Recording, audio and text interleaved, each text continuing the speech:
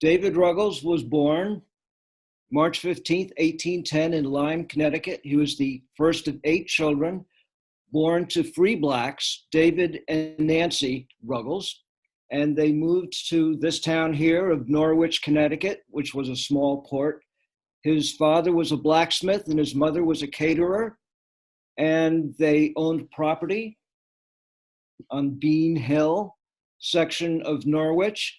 And they attended the Methodist Episcopal Church. And he really had a very kind of an idyllic childhood. It was very stable. It was very safe. Very supportive parents, and he attended church. He was imbued with Christian values. He attended the Sabbath school there, and then he was in the first class of, I don't know, is that big enough for people to read? Kind of, sort of? Okay, well, you can peruse that if you want while I talk. He was in the first class of Black students at the Sabbath school in his small hometown. Connecticut was in a state of transition. It was gradual emancipation, which we'll be talking about soon. Connecticut had a lot of enslaved persons, the most in New England, but at that time, most of them were either free or on their way to being freed. Many of them had been freed by serving in the Continental Army during the American Revolution. So Ruggles really grew up with a Christian upbringing and also with a patriotic sense of what this country could do. At age 15, he was told that he needed to leave the house and support himself, and he went to sea, which is where African Americans at that time had the greatest opportunity. If you were willing to risk your neck and go out on the water, you would be treated and paid just as well as anybody of any complexion. Think the Pequod in Moby Dick. He did not become a deep sea mariner. He stayed local, coastal runs, and he made his home base in New York City. And he also made connections everywhere he went, mostly in New Bedford, but also in other ports. He met people. He was a real networker, always, even from this very young age. So at the age of 17, he settled in New York City. And New York City at that time was a boom town. It was bustling. The population was doubling every 10 years. It had established itself as the premier deep water port on the eastern seaboard. And when the Erie Canal opened in 1825, it was also access to inland trade. So it was a boom town. It was eclipsing Philadelphia and Boston. It had tall buildings, theaters, an opera house, a crystal palace, and 100 omnibuses that were horse-drawn, big public carriages, and stately rows of townhouses. It was a very prosperous boom town. But as you might expect, the Black experience living in New York City was different from the white experience. New York historically had been the third largest slave port in America after New Orleans and Charleston, and it had a huge enslaved population at the time of the American Revolution of almost 20,000. Ruggles arrived at age 17 in 1827, the year of Emancipation Day, July 4th, 1827. New York State, along with New Jersey, were the last 2 stragglers in the quote unquote free North to emancipate its slaves. You have to, basic history, and the country was divided into free states and slave states with very different laws governing each. Under gradual emancipation, if you were born before 1799, you were automatically freed. If you were born after 1799, If you were a male, you were free at age 27. If you were female, you were free at age 24. So they wanted to accommodate the loss of property of the slave owners. This story played a major role in Sojourner Truth's life. So Sojourner Truth was enslaved in New York State. So African Americans were free, quote unquote. They could not vote because there were property requirements for African Americans that did not apply to whites. They could not serve on a jury. Anytime you went up in front of a jury, it was an all-white jury, guaranteed. You could not hold office, any political office. The omnibuses that I mentioned were segregated. The ferries were segregated. And unlike in Norwich, where they did not have a Negro pew, where blacks and whites worshiped together, in New York City, they did. The employment prospects were limited to African Americans, to domestics, dock workers, cooks, waiters. They could not enter the professions, and they could not enter the trades. Thomas Rice performed in blackface at the Bowery Theater at that time, and he created the role of Jim Crow. And this was very much like what we think of the Jim Crow South. And the African American population was actually in decline at that time. It had gone from about 20,000 to about 14,000 when Ruggles arrived. So what did he do? He created opportunity where there was none, and he became a young entrepreneur, and he opened up a grocer shop. Hard to imagine at age 17. He must have gotten a steak from somebody. It's not at this address listed here. This is not the exact shop that he had. He was on 1 Cortlandt Street. This was one of the few businesses that African Americans could engage in. He could get a license to operate a grocery shop. He specialized in Goshen butter and sugar, and he also sold spirituous liquors. And apparently there were 4,500 grog shops in Lower Manhattan at this time. This was how people made their money then as now, selling liquor. And at that time, Americans drank 7 gallons of liquor a year, starting at age 15. So this was called the American way of drunkenness. It probably accounts for some of the, can you see? Some of the behaviors we're about to read about and hear about. He advertised for his store in the Freedom's Journal, which was the first African-American newspaper in American history. It promoted community pride. It lists births, marriages, deaths, and most importantly, meetings. Lots and lots of meetings. It was edited by this man, Samuel Eli Cornish. He was the minister at the First Colored Presbyterian Church, and he was really a leader among the New York City's Black elite, which was mostly made up of ministers and some business owners and very few professionals. And he espoused something called aristocracy of character, where he felt that African Americans really had to maintain higher standards and really distinguish themselves and really prove themselves to higher white society. He was very closely connected to the New York Manumission Society, there was a brief moment after the American Revolution where the patriots, in this case, Alexander Hamilton and John Jay, really pushed for ending slavery. And they founded the African Free School based out of Trinity Church. It was actually the Trinity School. But, my brother is with us tonight. We both attended the Trinity School in New York City. And at that time, Trinity Church was a towering presence, literally. It was the tallest building there. So he was a mentor, an early mentor to David Ruggles. He joined his church. He taught in Sunday school. He stopped selling spirituous liquors. and he started selling only free produce, free labor produce, which was anything that was produced without the use of slave labor.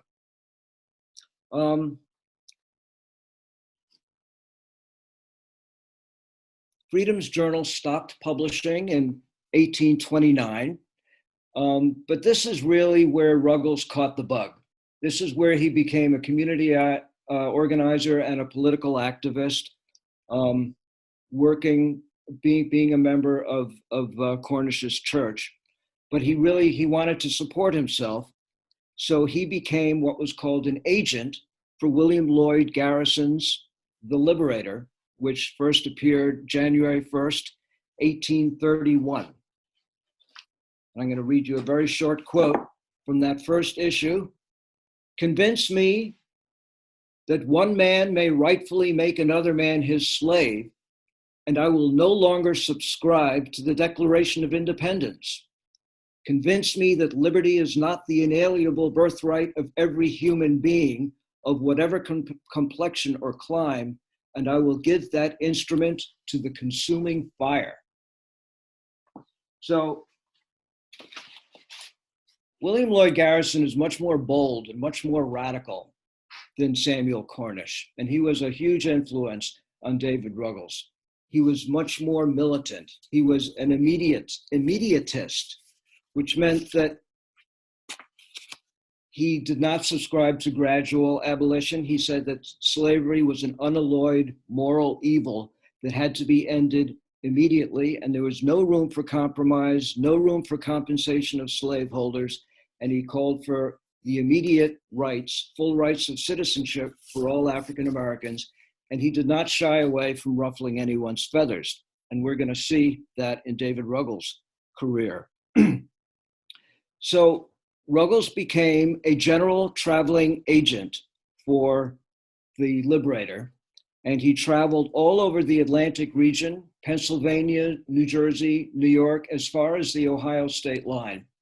And he was among the very few, if not the only, Black agent to do this, essentially traveling the back roads of rural America, preaching the message of abolition, which was a very courageous thing to do. And he encountered a lot of issues with transportation and lodgings, as you could well imagine. He also, at the same time, became an agent for The Emancipator, which was put out by Arthur and Lewis Tappan, who were two brothers from Northampton who went to New York City and made a fortune as silk merchants, and then went on to establish the Dun and Bradstreet Reporting Service, which still exists to this day. They were very wealthy merchants who were the primary benefactors of the entire abolitionist movement. They bankrolled David Ruggles' work, Garrison's work, etc. But he also put out a newspaper called The Emancipator. You know, New York probably had 20 or 30 daily newspapers at that time. And so Ruggles' job was to sell subscriptions, collect fees, and deliver newspapers. And by 1833, David Ruggles was a full-time abolitionist. He closed his grocery store and he moved to Lispenard Street, and he opened the first Black-owned bookshop in American history. This is an advertisement for it. It was a bookshop that sold books. It was a reading room where you paid an annual subscription and you could go in and peruse, and a circulating library where you could borrow, all exclusively anti-slavery materials. He also did job lot printing, letterpress, framing. He would compose letters, bind books. He did it all out of his store. And he was also instrumental in organizing the Garrison Literary and Benevolent Society. You can see in Article 2, yes, the objects of this society shall be the diffusion of knowledge, mental assistance, moral and intellectual improvement. So, you know, he was a very upstanding guy. He was very moral, and he wanted to, he was always about cultivating the next generation. And he insisted that it be called the Garrison School, named after William Lloyd Garrison. I hope this isn't overwhelming, but he did a lot. He was also a writer. Not only did he sell printed matter, he also wrote, composed, and printed his own pamphlets. Pamphlets were cheap to produce, and therefore he had complete control. He didn't have to, you know, submit to anybody editing his work. He just put it out as is. His first major pamphlet was on the subject of colonization, which was another issue that Garrison was very much against. This was the mainstream moderate position embraced by Jefferson, Henry Clay, Abraham Lincoln, which basically said slavery is awful. We need to free the slaves. They need to leave. We're not going to be their neighbors. We're going to put them on boats. We're going to send them back to, this is when they established Liberia, named after, you know, the capital city being named after James Monroe. They can go to Haiti, they can go Liberia, they can go anywhere that works, but they can't stay here. And this, believe it or not, there were also many African Americans that embraced this. They said, there's no hope for us here. And part of the reason why Freedom's Journal, the first newspaper, closed in 1829 was that the co-editor, John Russwurm, actually moved to Liberia. This was a big political issue in the 1830s. The other issue, his second pamphlet, is the one that you see on your screen. Normally, if this were a normal talk, I would ask people, what is the seventh commandment, as a pop quiz? But it is, thou shalt not commit adultery. This was an appeal to women, okay? Women were a big part of the abolitionist movement. They were called the silent army of abolition, and women couldn't vote. They had no rights of citizenship, but he was appealing to them in particular. You know, women were very powerful in the church. A lot of women went to church, and this was when the churches were splitting, when you had the Methodist Church and the Baptist Church were splitting north and south, and he was really saying that northern white women should really call their southern white sisters to task for turning the other way while their husbands behaved immorally with their enslaved population. And this pamphlet also dealt with the issue of amalgamation or intermarriage, which was also a huge issue at this time, which came up over and over again. And very controversially, David Ruggles supported the right to marry whoever you want, you know, to marry outside of your race. He did not counsel it. He did not, you know, say that it was necessarily a good thing, but he said everybody has the right to choose who they wish to marry. Okay. So David Ruggles was starting to become a high-profile figure at this point, and he was attracting a lot of attacks in the press. And on September 4th, 1835, the attacks got personal. A mob surrounded his store, burned his store, and surrounded it for 3 days, and he was forced to temporarily move. As you can see here, he took out this ad afterwards. He offered a $50 award to produce the arsonist, $25 to produce any member of the mob. And here we have that issue of amalgamation. If you read here on the bottom, Garrison received and distributed. So he's accused of distributing the Liberator by David Ruggles, a black amalgamator who lately married a white wife. Let him be lynched. I am not, neither have I ever been married to any woman? And this is true. David Ruggles was a lifelong bachelor. He never did marry. So this is 1835. The previous summer, July 5th, following a celebration of Emancipation Day, 1834, there had been a citywide riot. 7,000 rioters rampaged through the city for 4 days, burning houses and businesses.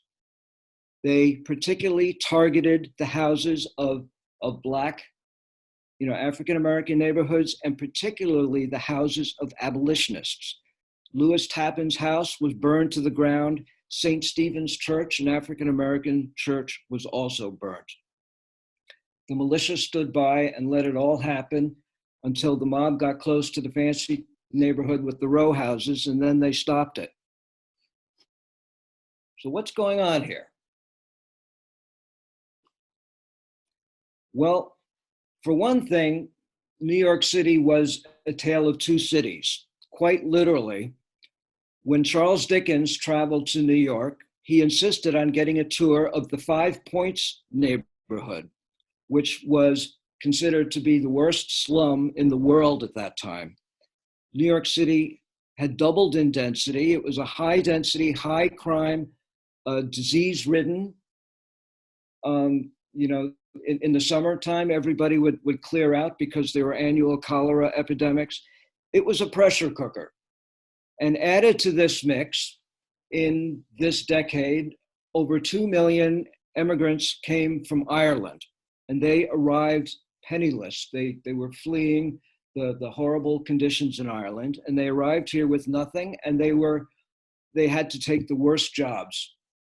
They dug the canals and they built the railroads, and they were organized into a political machine called Tammany Hall, which many of you have probably heard of.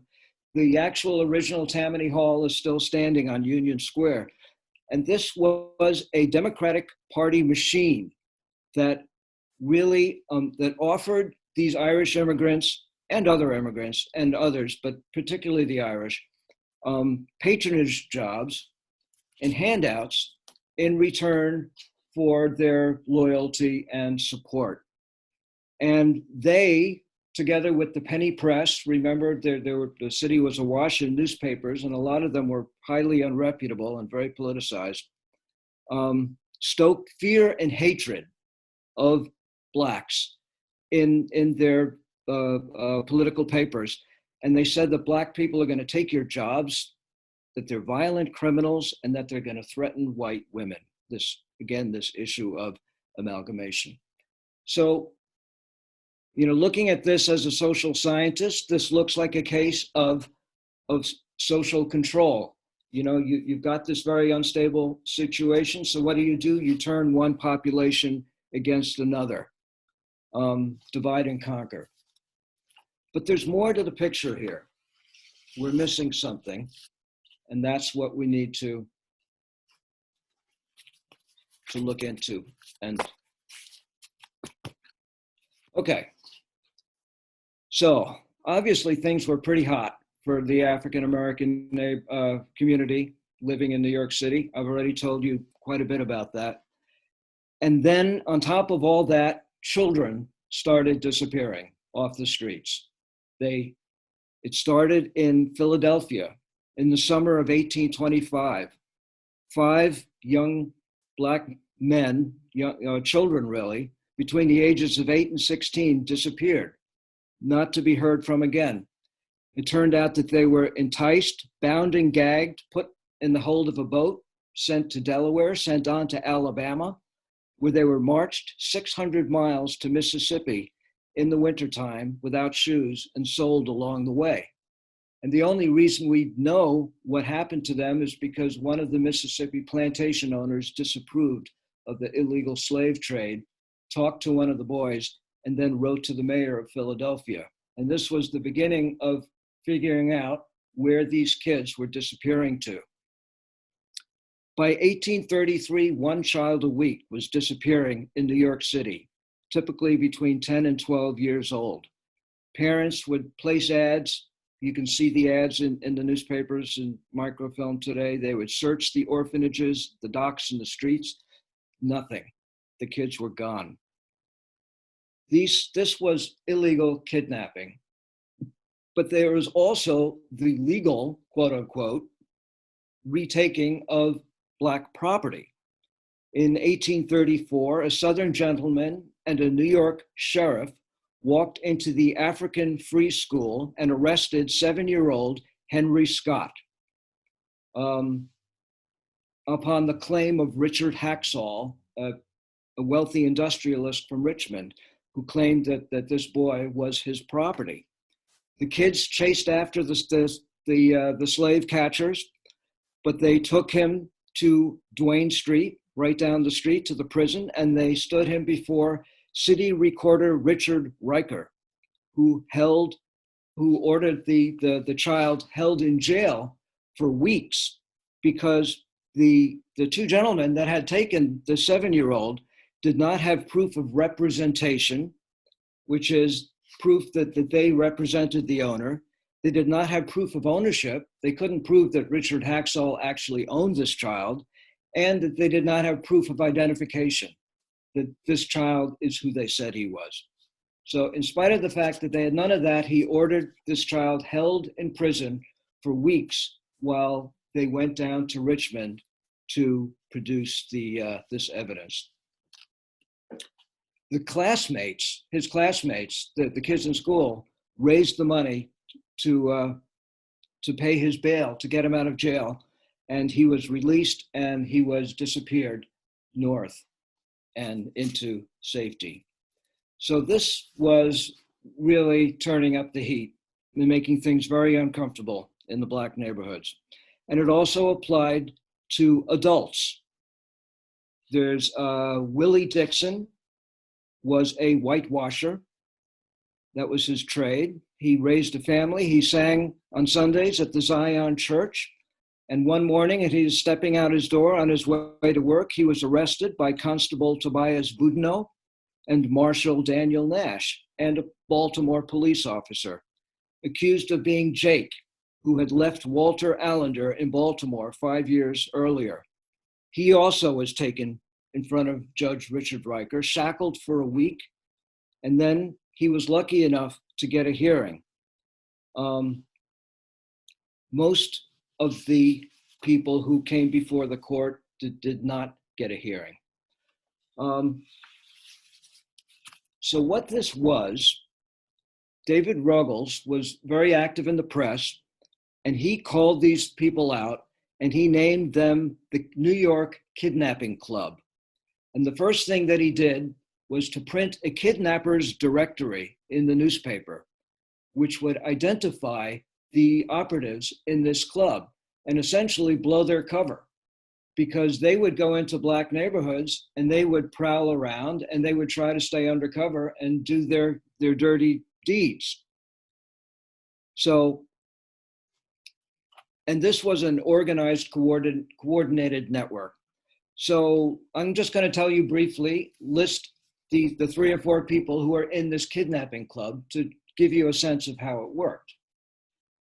Fontaine H. Pettis was a Virginia lawyer who moved to New York City in 1833 after being pardoned for perjury by Andrew Jackson.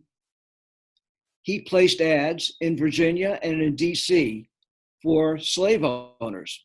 And he said, give me a physical description of who you're looking for, the area that you think that they went to, and a $20 fee. He would then bribe local authorities in the North, in the area that he thought they were, and also bribe informants to give information about where that person was. He would represent their interests in court, and he would also coordinate with professional slave catchers who would send ships up to New York and other places and transport their prey back into the Deep South. So that's one person, Fontaine Pettis. The others we've already met. City Constable Tobias Boudinot. The city constables were elected by ward, and City Marshal Daniel Nash, who was appointed by the mayor. And they both carried a blanket writ from the government, which let them do what they did with the cover of law.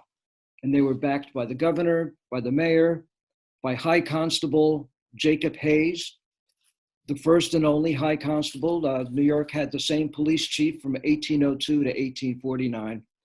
And police at that time, they wore no uniform.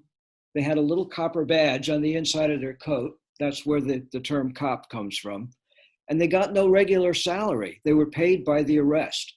And so therefore, there was a huge incentive for them to do these arrests and to patrol Black neighborhoods and get that dreaded knock on the door. And finally, there's Richard Riker. Rikers Island in New York City is named for him. There's a movement afoot now to close the jail on Rikers Island and rename it Ruggles Island. He was the Chief Justice in criminal court from 1815 to 1838. He would take in people that had been nabbed, either legally or illegally, whether they were free Blacks or actual fugitives, at all hours of the day or night. He would perform a quick hearing where he would stamp a certificate of removal, and those people that were nabbed were often on a boat heading out of town before any family members knew what had happened. And if you look at this picture, in this neighborhood, you're never more than a 15-minute walk away from a pier. And this was the busiest port in America. There were hundreds and hundreds of ships there. It's very easy to disappear and get lost in there. So it was not a hard thing to do. So here we're presented with a situation where, parents and loved ones, their loved ones and their children are disappearing, and they couldn't go to the police to find help because it turns out that the police are the problem. So we're trying to make connections. We're looking at the police chief, the mayor, the governor. They're all Democrats, and they're all defending the property rights of Southern slaveholders. This was the law of the land. The Southern slaveholders had the law on their side. Article 4, Section 2 of the Constitution. Any person held to service or labor, which was their euphemism for a slave, shall be delivered up on claim of the party. And it was reinforced by the Fugitive Slave Act of 1793. So they were fully within their rights to reclaim their property.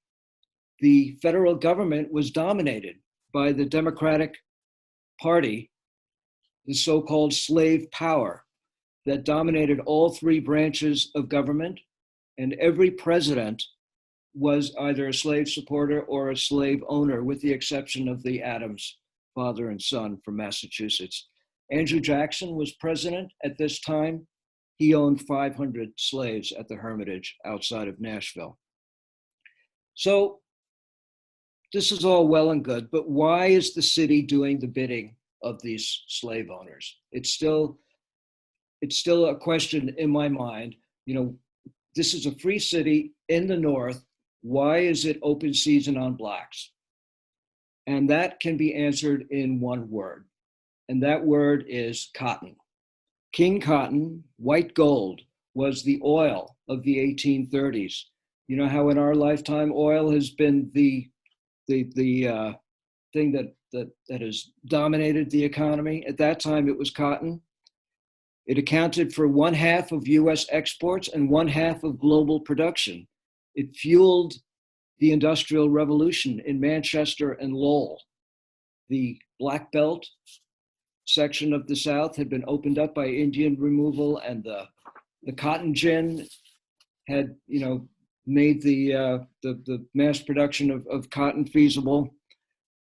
The demand for slaves, all of a sudden, after the Revolutionary War, people had said slavery will go away. It will wither on the vine.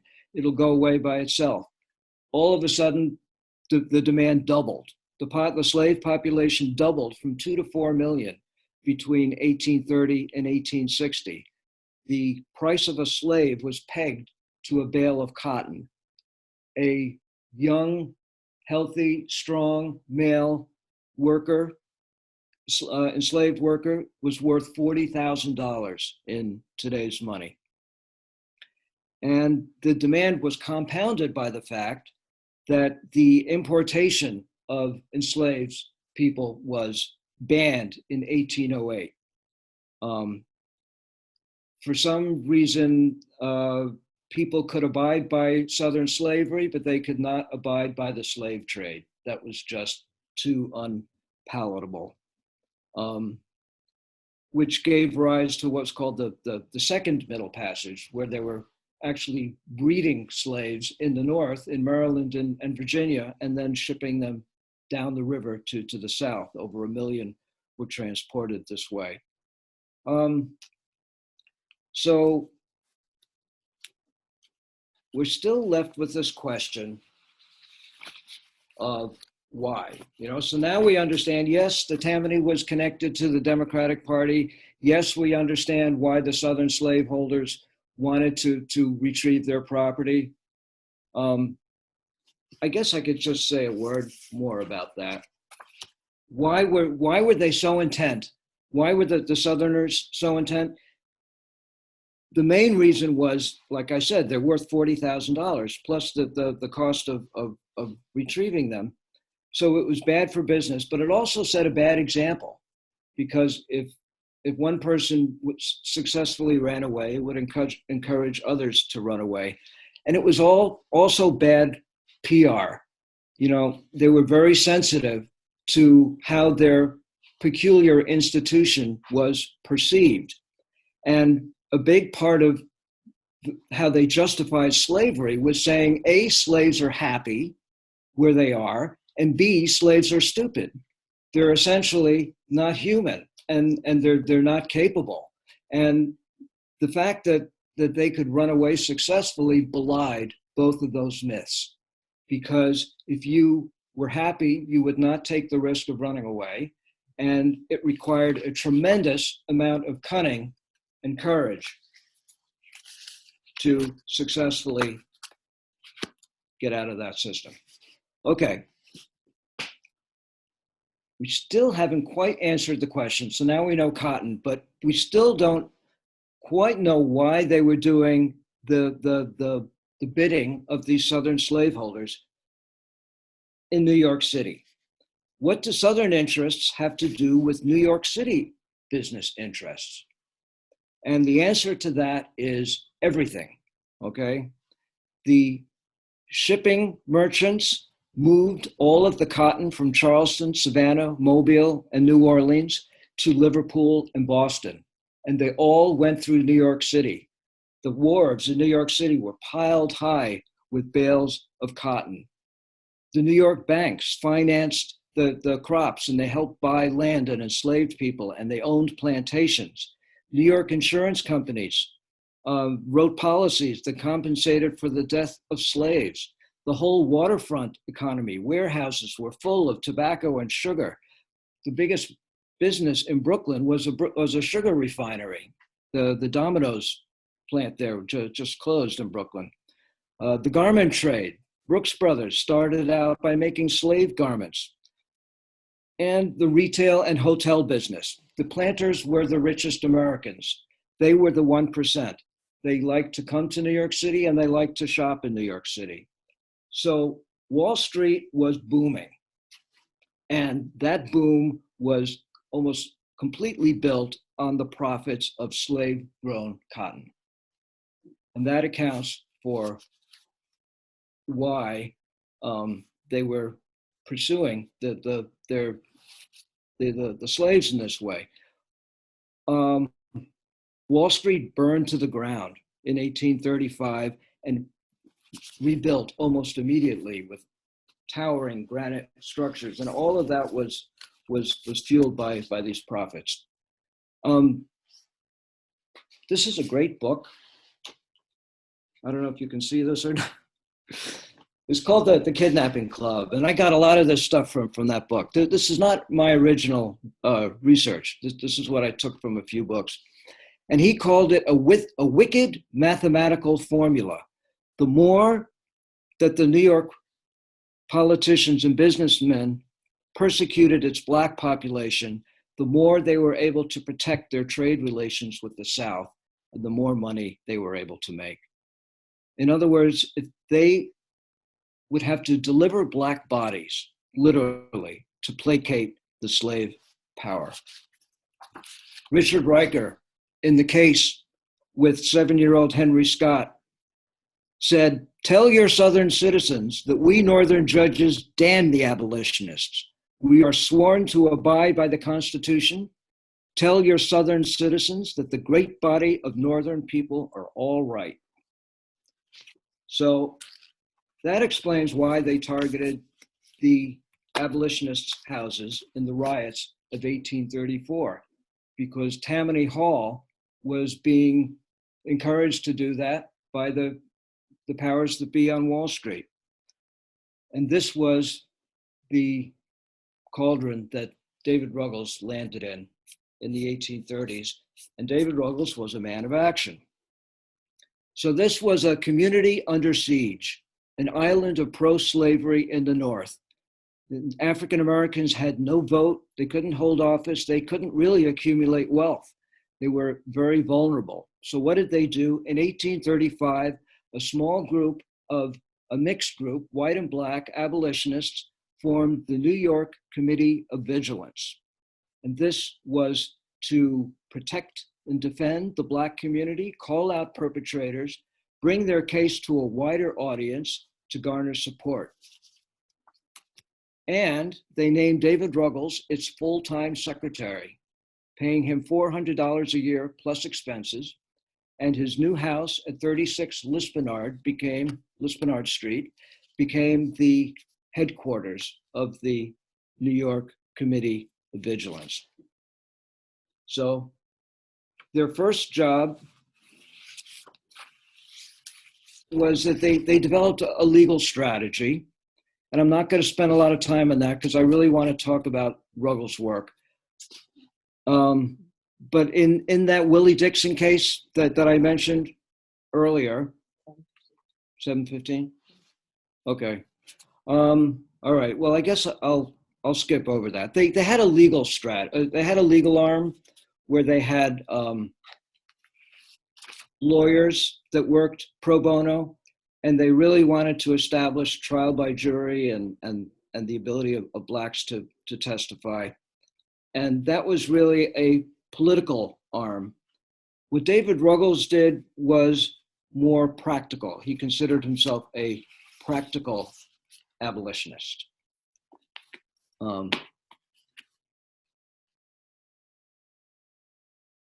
So I'm going to spend the remaining time talking about a few cases that David Ruggles was involved with, just to give you a sampling of his work with the New York Committee of Vigilance. This is printed in his Mirror of Liberty. This is the Dodge case. So Brooklyn at this time had become a quite well-to-do suburb. Its population had doubled. And Daniel K. Dodge, a plantation owner from Savannah, moved to New York City and he brought with him his family, and he brought one of his enslaved persons with him, and he shipped 2 others north. Jessie, the mother, Jim, and Charity, her son, and her daughter. And they had been living in Brooklyn for 4 years this way, essentially held as slaves and not being paid. And there was a law on the books in New York State that it's called in transit, that if you were an enslaved person and in New York State for 9 months, then you were entitled to your freedom or to be paid wages. And the Dodges never informed them of their rights, and they were being held there. And so Ruggles took the ferry and went and knocked on their door. And this is a description of the dialogue that went on. He was greeted by a butler, ushered down to the basement, where he met with Mrs. Dodge and Jesse and Charity. And he determined that they were not being paid wages, that they were forced to lie about their condition, and that they were under threat that if they did not obey, they would be sent back to Georgia. And David Ruggles said, if they are held as slaves and are willing to go, then they can leave you and I will protect them. And the Dodge daughters then went and fetched the next door neighbor, since Mr. Dodge was away, a Dr. McLennan, who was asked to remove this disorderly person. And Ruggles responded, find such a person here and I will aid in his removal. He actually left with Charity. He went back and found Jim and Jesse locked in a basement, and they were then spirited off to Georgia.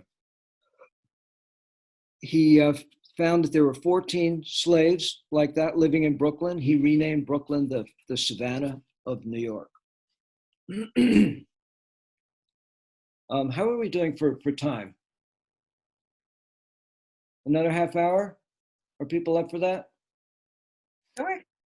Okay. I don't know. I always prepare more than I have time for. The transatlantic slave trade had been banned in 1808, as we talked about. And in 1820, it was declared an act of piracy, made a capital offense. But the demand for slaves was very high, and the profits were huge. A $35,000 investment could yield $1 million. A slave bought for $100 on the west coast of Africa could be sold for $2,000 in Havana. Aetna and New York Life were involved.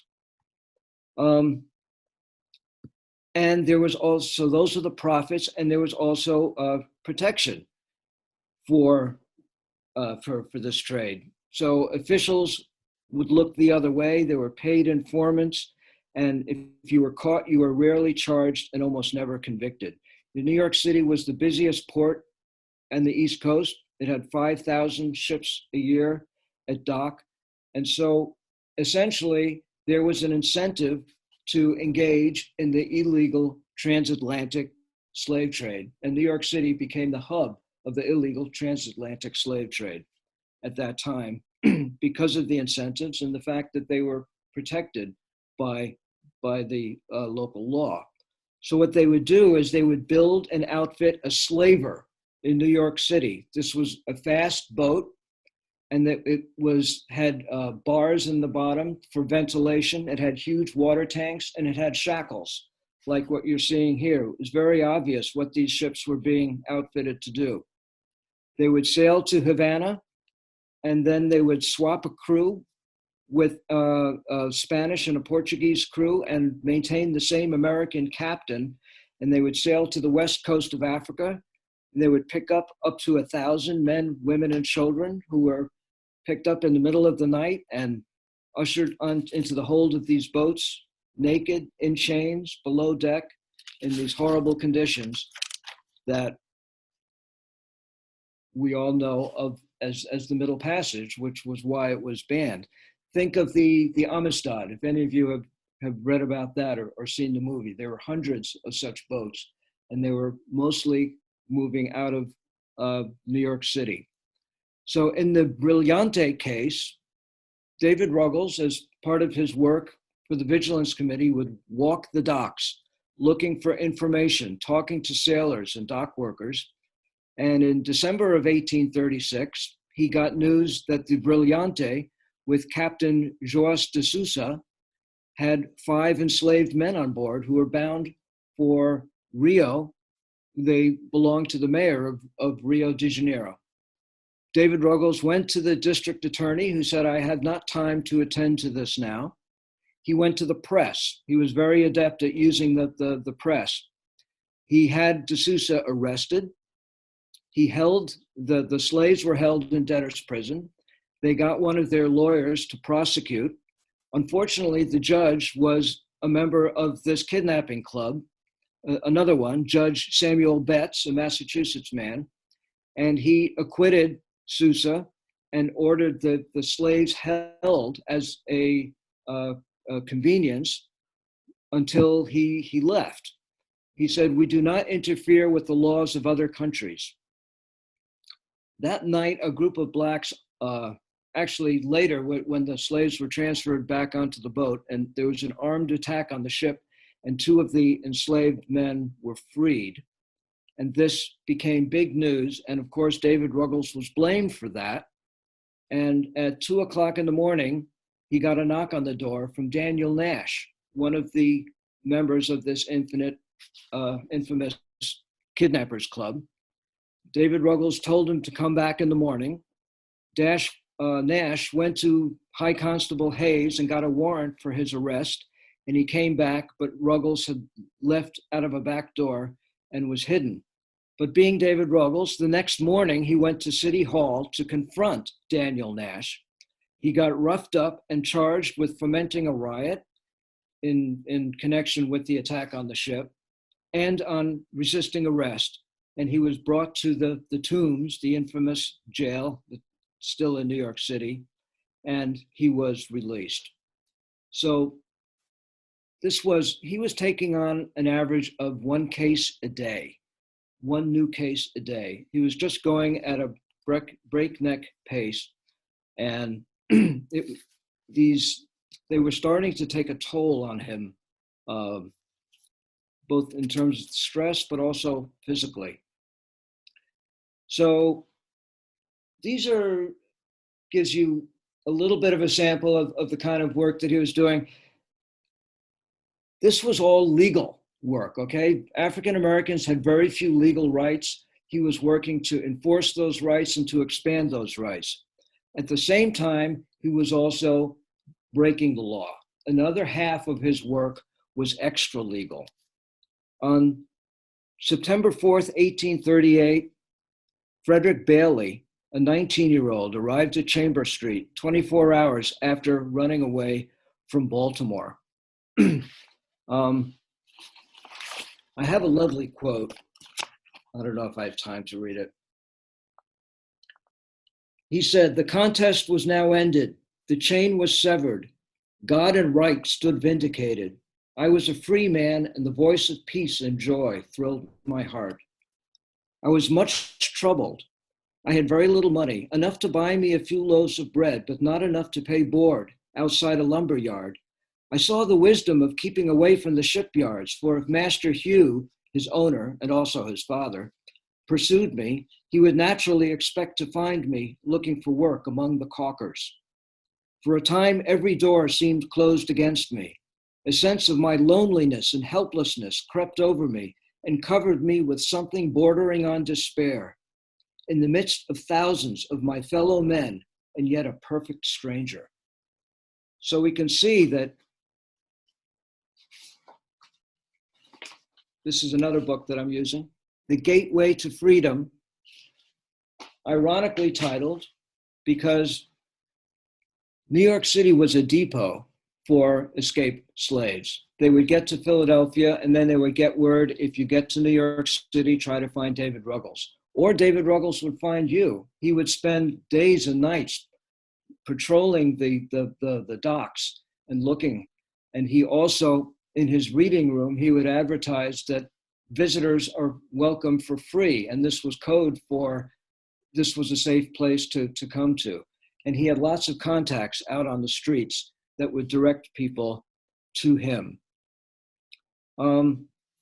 So Frederick Bailey, he was told to change his name to Frederick Johnson. And then Ruggles sent for his Frederick's fiance in Baltimore, who had financed his escape. And then he sent for James W.C. Pennington, also an escaped slave who had become the first Black ordained congregational minister. And they were married in David Ruggles' apartment. He was there for a week. And then he was sent on to New Bedford, also known as Fugitives Gibraltar. He was given a $5 ride, $5 for transportation, and a letter of introduction to people in New Bedford. And this was really the beginnings of the Underground Railroad. This is his house on Lispenard Street. It's still standing. And when Frederick Johnson then got to New Bedford, he found that there were about 100 Johnsons in the directory. And he said, that's not going to work. So he looked up a poem by Scott and found Douglas, and he changed his name to Frederick Douglass. And he became one of the most important Americans of the 19th century. And he visited Florence many times when David Ruggles was here, because he owed him a debt of gratitude and allegiance. So Frederick Douglass was one of a lucky few. 3,000 a year escaped out of 3 million slaves being held at that time. Most came out of the border states. Most came up on ships and railroads and that were being watched by slave patrols, and they were being pursued relentlessly. And what David Ruggles offered was safe haven, sustenance, letters of introduction, and fair money. And he would typically send them along 3 routes. He would send them up the Hudson into upstate New York. He would send them up the Connecticut River into Massachusetts and Vermont, or he would send them by steamer to New Bedford. And he played on his, he drew on his lifelong network of people that he had gotten to know and collected as a mariner and as an agent. And that's how he was able to create this network that really became the genesis of what we call the Underground Railroad.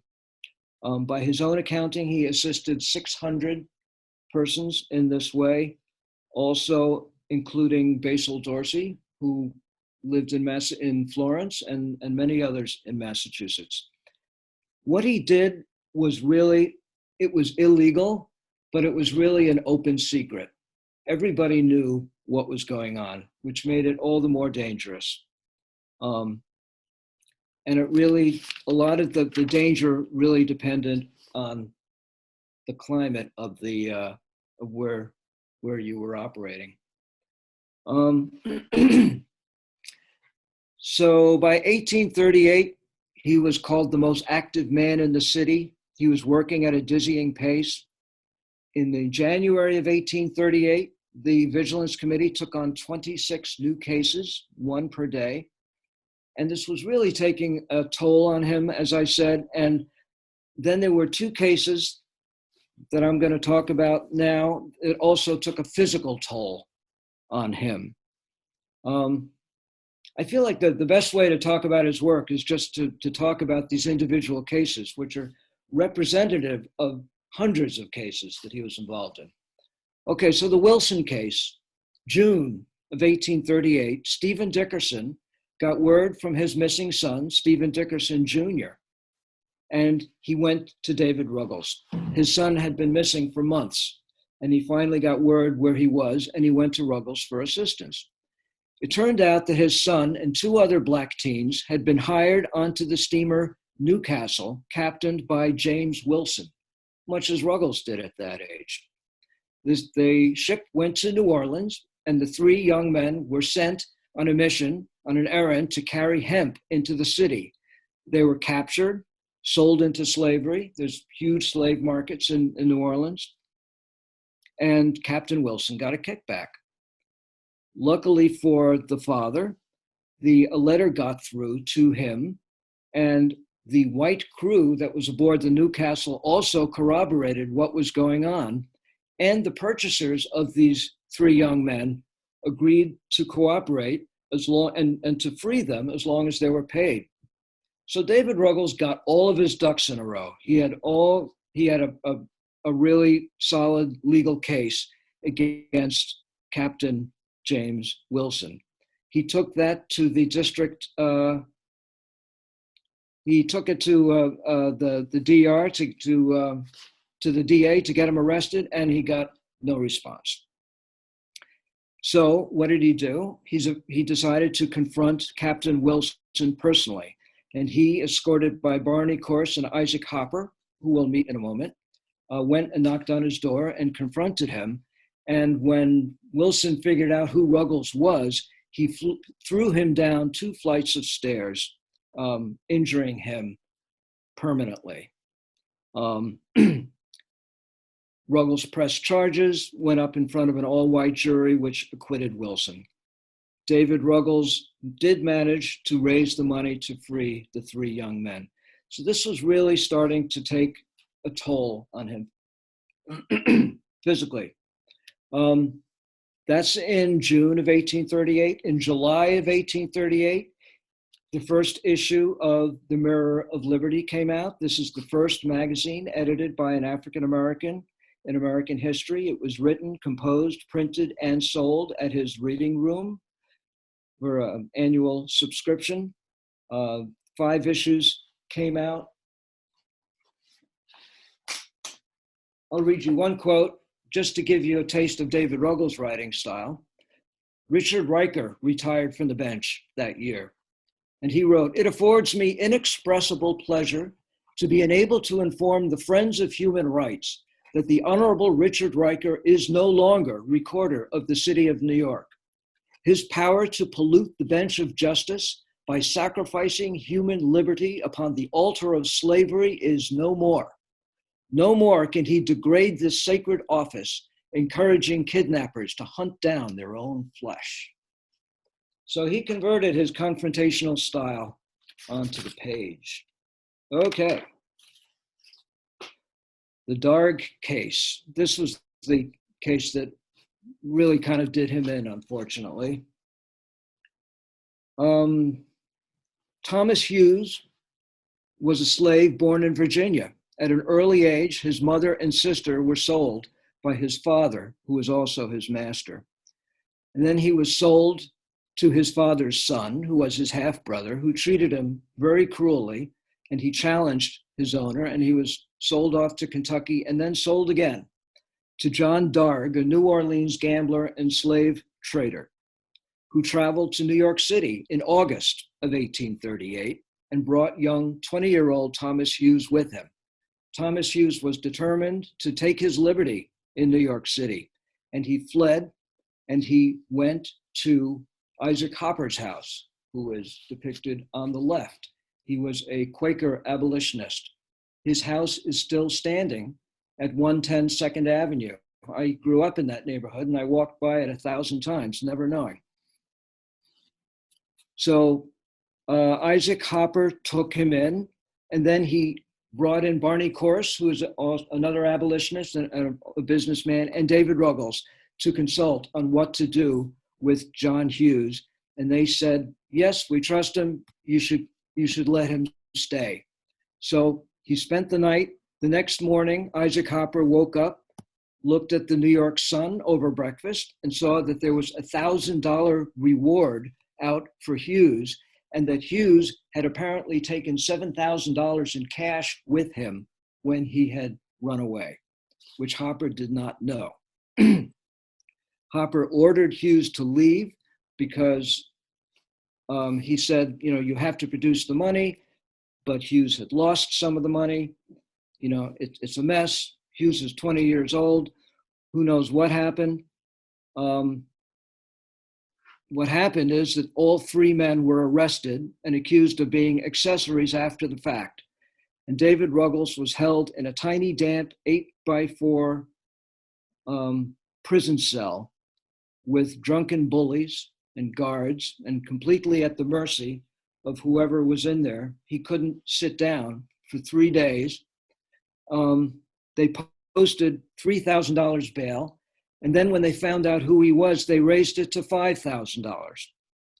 Arthur Tappan came through along with J.W. Higgins, a successful black grocer, and they posted bail and they got him out. The trial lasted for many months. In another first for David Ruggles, he became the first African-American to represent himself in court as his own lawyer. And he cross-examined Isaac Hopper and Mrs. Darg in the court case, and that he was appearing in court the same week that Frederick Douglass was staying in his apartment.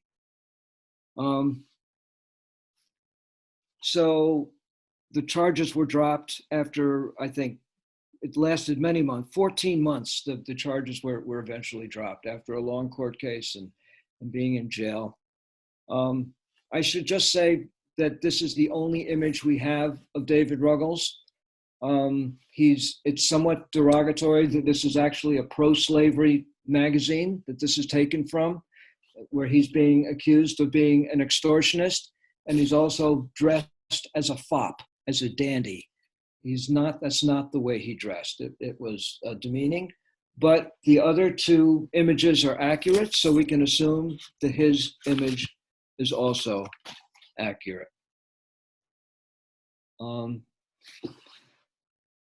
So the pressure and the stress really took a toll on him. He had intestinal problems, and he was almost completely blind at the age of 30. He had a falling out with Samuel Cornish. They really rejected his confrontational, militant style. David Ruggles considered himself a practical abolitionist. You know, he was not really that involved with ideology. He really just wanted to help people, but he was a militant abolitionist. This is also from the Mirror of Liberty. We believe the world's history does not contain an instance of a suffering people being relieved by their oppressors by the moral suasion of suffering patience. No, it is the nature of tyranny to add oppression to oppression, to make the yoke more galling, to scourge with scorpions those who were once chastised with whips. Glance at the page of history, and you will find that the men who hold the highest places as freemen among the nations won those rights by the force of moral courage displayed at Runnymede, a reference to the Magna Carta, or Faneuil Hall, a reference to the American Revolution. So this did not square with Samuel Cornish. He really wanted to be more respectable, and more accepted in respectable society. His health was failing, as I talked about. He was he was probably a difficult personality. These were strong personalities that were clashing. It was hard times. There was the Panic of 1837 was the first American Depression, and it lasted for 8 years. So money was tight, and Lewis Tappan lost his shirt in this Great Depression, and slave owners were more aggressive in going after their prey, and things got ugly. And I don't think it's really worth going into the details, but there was a libel suit involved, and he was accused of mismanaging committee funds, and he ended up resigning from the Committee of Vigilance in 1839, and he went to New England, where he was much more popular. He toured all over New England. He was received and treated like a hero in Boston. There was a huge fundraising event for him. He was involved in integrating transportation there. He was thrown off a train, and he, with the help of Frederick Douglass, organized a boycott and sued the train company. And Massachusetts became the first state in the nation to integrate public transportation, thanks to David Ruggles. In 1841, he suspended publication of the Mirror of Liberty. His friends paid off his debts, and he moved to Florence in November of 1842. And I'm not really going to talk tonight about his time in Florence. I feel like that's another story for another day. You'll have to come and visit the museum when we're open. I'm going to be publishing an article in the next couple months in the Old Deerfield magazine. I don't know if that's how readily accessible that is or not, but I'm going to be writing specifically about Ruggles' time in Florence. It's a very sweet chapter. We can really be proud of the way he was treated in Western Massachusetts. They took him in, they nursed him, and they really recognized him for the lion that he was. And he had a remarkable last chapter here. I think I want to end my talk with just a little coda in terms of the politics, since so much of what I've talked about tonight has to do with New York City politics, and I'm from New York City, and I was horrified to learn this as much as you are. In November of 1860, Abraham Lincoln was elected president. New York City rejected Lincoln by a 2-to-1 margin. New York City rejected a vote, an initiative to give blacks the vote by a 7-to-1 margin. This is in New York City. In December of 1860, South Carolina seceded from the Union. Mayor Fernando Wood, the mayor of New York City, blamed the abolitionists for the fact that South Carolina seceded from the Union and for all of these problems. The Journal of Commerce, which was the voice of Wall Street, the forerunner of today's Wall Street Journal, blamed Massachusetts for the fact that South Carolina seceded from the Union for not returning fugitive slaves. January of 1861, the next month, the New York City Council, with the mayor, voted to secede from the Union before North Carolina did, and form what they called the Tri-Insula Autonomous Republic, the 3 islands being Manhattan, Long Island, and Staten Island.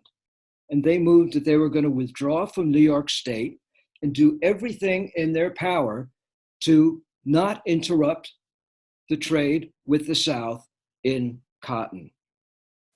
And at the very same time that Boston was mustering out the very first unit of the Civil War to travel down to Washington, D.C. to defend it from the Confederate marauders, in New York City, they were calling to form an independent army to defend New York City from its northern neighbors.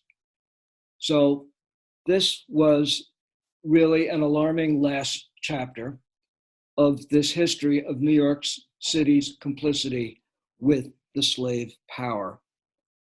I can end on a positive note that I think gives me hope for today as well, that within a matter of months, the public opinion in New York City did an about face.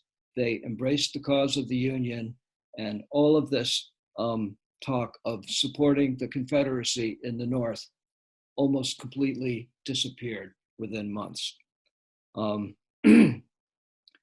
So, there's I guess I could talk a little bit about his 747. 747. Okay. Well, okay. Well, yeah, I think we can end it there. Let's just end it that, I wanted to talk a little bit about his legacy. These are some of the people that he mentored. Eric Foner, the man who wrote this book, the man I consider the greatest living American historian, called David Ruggles the founder of the Underground Railroad. I should say that committees of vigilance copied New York City in Philadelphia, Boston, Worcester, Rochester, Cleveland, and Detroit. He created a template. He was a master of publicity. He magnified this issue of fugitives that eventually then triggered the fugitive slave law that became a cause of the Civil War. That's a little bit arcane. But more to the point, in 1840, Governor William Seward was elected, who was not a Democrat. He was a Whig and then an early Republican, and then he served with Lincoln. And the rights of habeas corpus, a jury trial, legal aid for blacks. The state would not assist in arrests, and the South would have to postpone to cover court costs in these cases, and they would not extradite those who assisted. Long story short, by 1842, there were no more kidnappings, and the freedom principle was established. the freedom principle being that once you were in New York State, you were free and you would not be held or returned. So I think that Ruggles and the work that he did deserves a lot of the credit for that. Okay. What's our website? Excuse me? What's our website? Our website, davidruggles.org. Check it out. And I know I've run over a little bit. Are there walking tours? Oh, I'm getting peppered with questions from my wife right now. We're closed right now for the pandemic. So you'll just have to look at our website about what we're doing. You know, we're doing stuff like this. There's self-guided walking tours. We have self-guided walking tours on our website. You're welcome to make a road trip and come to Florence and bring your smartphone and walk around town and hear about different sites and connections to history with led by Steve Strymer. I'm working on a curriculum for visiting school groups. If any of you out there are educators or know educators who might be interested in this history, please encourage them to visit davidrugglescenter.org. And I have a whole page about a curriculum that I've developed, which has nothing, very little to do with what I talked about tonight. It's more about the people who lived in Florence. I mean, the history that we interpret at the museum is principally the history of the Northampton Association of Education and Industry, which was a radical abolitionist, Garrisonian, utopian community that was established here in the 1840s and really attracted a lot of the leading lights of the abolitionist movement, including David Ruggles and Sojourner Truth and Lydia Mariah Child, who I didn't talk about, but she's the one who brought David Ruggles to Florence. Do you have any questions? So yeah, I know I've run over a little bit, but if anybody has questions, maybe we could do that, or what do you think? Feel free to unmute, or you can put your questions in the chat. So someone put in the chat, remarkable person and history. Thank you for sharing this with us. Well, thanks for coming. Any questions at this time?